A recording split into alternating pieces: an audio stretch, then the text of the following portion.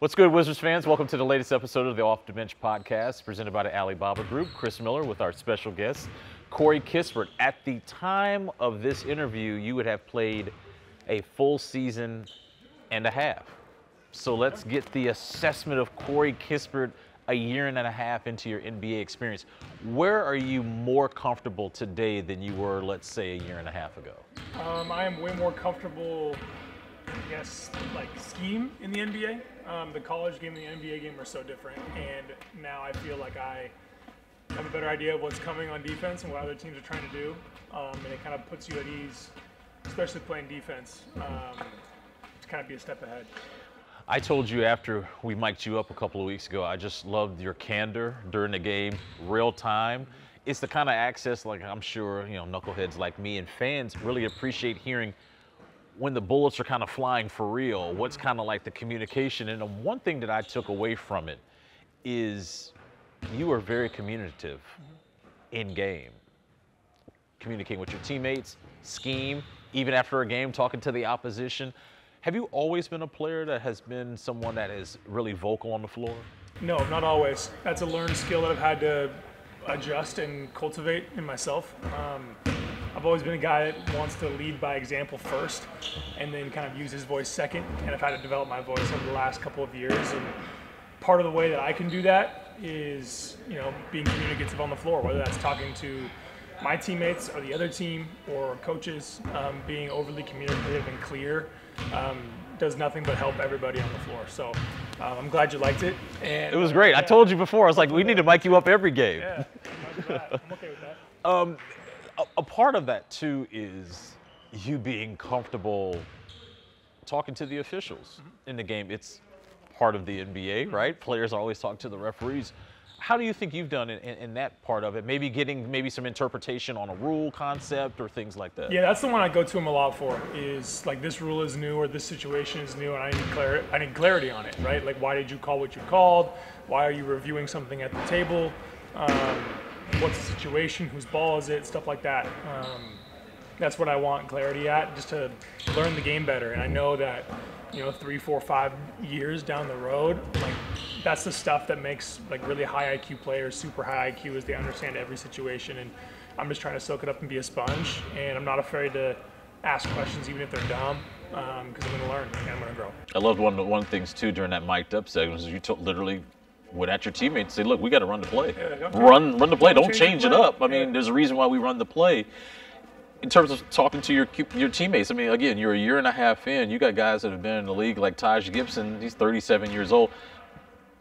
What's been the reception of, and how long did it kind of take you to feel comfortable really talking to the group like that? Yeah, it took me a good portion of last year. I mean, the majority of those games last year to really feel like I had the staying power to actually say some things and hopefully have them stick. Obviously, my voice doesn't carry as far as some other guys, like you mentioned, Taj and Brad. Those guys' voices, like when they start talking, everybody stops. But I still feel like, there's a lot of room left to grow in that regard. But like, I feel very comfortable, and as you heard, I feel very comfortable letting my voice be known or letting my voice be heard on the floor, especially. So with the unfortunate time that Brad has missed last year and this year, opportunity has knocked for you, where you have kind of stepped in, I feel, seamlessly, especially this year, in that starting role, though.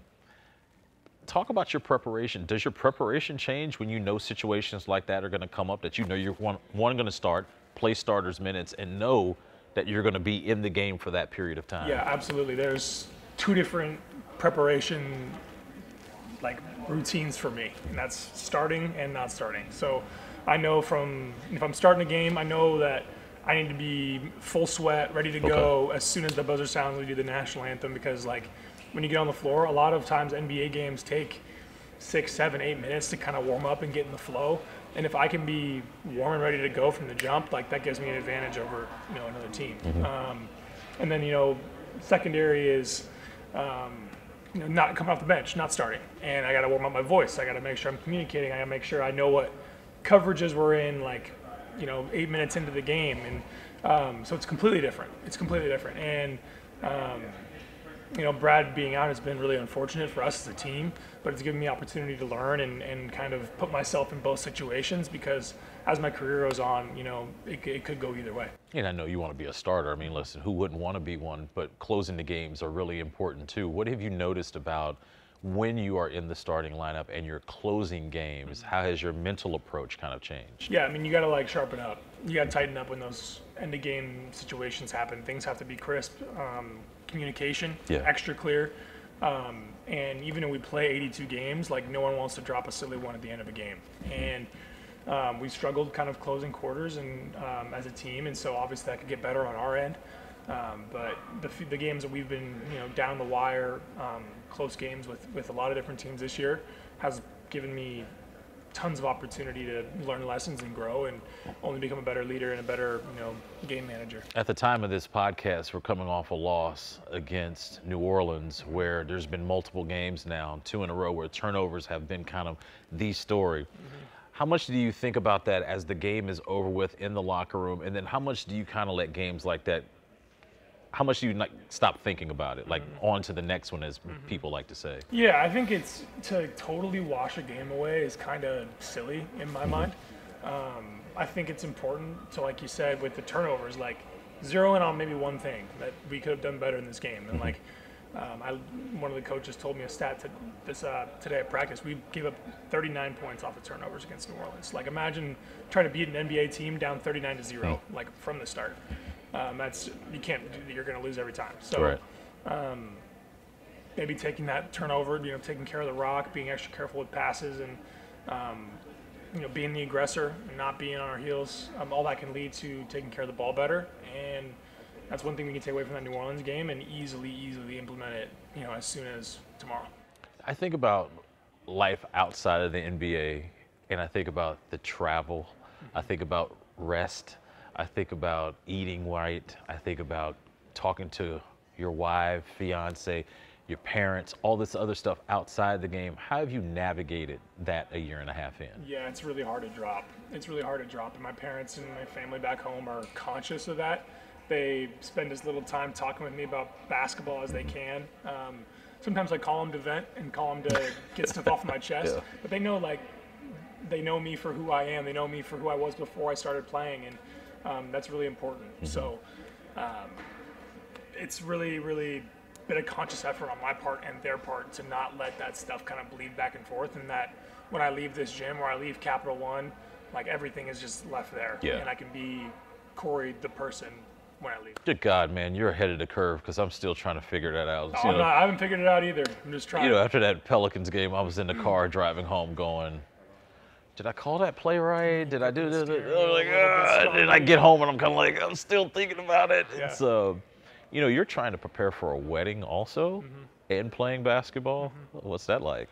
That's challenging. I've written a lot of save the dates over the last couple of days. My hand's a little sore, but it's a full-time job, and I want to be as plugged into this as possible. It's my wedding as well as hers, and anything I can do during the course of the season to take the weight off of her shoulders to help plan this thing is what I'm going to do. So it's starting to be less and less of just like concepts, and we're starting to put deposits down on things, and things are starting to take shape and starting to feel like an actual event that we can get excited for. So it's on the right track. Walking down the aisle, man. I can't wait to see the video of you doing it, because everybody has their own stories. I just remember being knock-kneed and feeling like I was going to faint. Hope you don't have that experience. I hope so too. I want to stay conscious. All right, so tell me about prepping for a game at home compared to prepping for a game on the road. Give me the differences and maybe the nuances of the two. Yeah, like I mentioned with the starting and the not starting, like the home and away are two separate things, and you got to have a routine for both. So the main difference is that everything here is familiar. Everything here is comfortable. You wake up in your own bed. You get to eat your own breakfast. You know your way around this place. And then on the road, things are scheduled out for you. You got times you got to be on the bus, and you got times you got to be at breakfast and films a certain time. So here's a little more casual, a little more familiarity and flow to it. On the road, it's very rigid. But as soon as you get to the arena, I try to get to the arena about the same time relative to game time. home and away, and I try to make that part on as similar as possible. So as soon as you get to the arena, regardless if you're home or away, that's when the real prep starts, and it's the most consistent that it can be. And that's good too. Like when you mentioned turning it off and thinking about things for too long, like if you're thinking about the game the whole day, and you can't sleep because you're nervous, you're thinking about whatever, you can't take your nap, can't eat, and you get to the arena and like it wears on you mentally. It's a long time to be mulling over something like that. So using that time of like walking into the arena at the same time is like, okay, like lock in mode. And that's really helped me keep my mind fresh and also keep it sharp when I need it to be. Has it happened to you yet where you wake up and you don't know what city you're in? Yeah. When did it happen? It was last year. I remember last year it was in Boston. I had to check the weather app. Yeah, like kind of pull up the weather app. I'm like, oh, okay, I'm here, That was a bad feeling, man. And Isn't that weird? That's the weirdest feeling of just not knowing where you are, and then you call home and you're checking in. And I remember my wife this year, we did the part of the Phoenix trip. So we did Phoenix, Utah, Sac, and I didn't feel well in Phoenix, and I was like, I think I'm catching a cold, whatever. And we got to Utah, and I was miserable. And my wife's like, where are you? And I was like, and I had to open the blinds, and I saw the mountains. I was like, Utah. We were in Phoenix. Yeah, it's weird about our schedule that way, but the one thing that I do like about the NBA is we get to experience a lot of cool things, right? What's kind of been like kind of the coolest thing off the court that you've experienced so far? I think it would be our trip to Japan. Yeah, that was really, really cool. Games aside, they really did a great job of doing the best they could with the time that we had, exploring, traveling, seeing these places. We did a great job as a team, like on our own, going out to dinners and trying to see different stuff. And I don't know if I ever would have traveled to Japan just on my own if I didn't play. Right. So just that opportunity alone to see that country was amazing. I'm super thankful for it. I'll finish with this. Like, what are some of your individual goals that you have for Corey Kispert? 3-point contest one day, first team NBA, those things like that. Is there a checklist of things that you want to get done? Yeah, the one that I've had my eyes set on, even in college, was 50, 40, 90. Okay. That's kind of the mark of like an amazing offensive, efficient offensive player in the NBA. And that's where I want to hang my hat. And I know I'm close this year. I've been tracking it.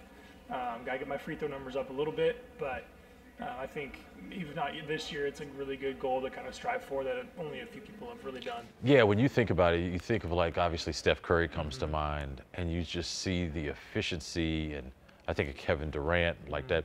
Are there certain guys that you've seen or tracked 50, 40, 90 to go, okay, this is how that they got this done? Yeah, I mean, like honestly, I think that free throws might be the hardest part. Okay. I mean, 90% at the line is like very, very good, and Steph's like a 90 career free throw shooter. So that's difficult, really, like focusing up, especially for someone like me that doesn't normally shoot a bunch of free throws every game.